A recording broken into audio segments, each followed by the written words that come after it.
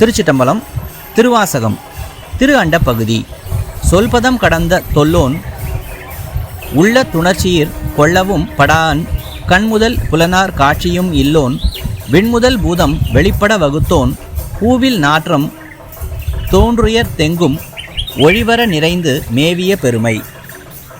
இதன் பொருள், அவர் வார்த்தைகளுக்கு அப்பாற்பட்ட பழமையானவர், நம் புலன்களால் உணர முடியாதவர், கண்ணால் காண முடியாதவர், வானம் உட்பட 5 கூறுகளையும் வடிவு அமைத்தவர்.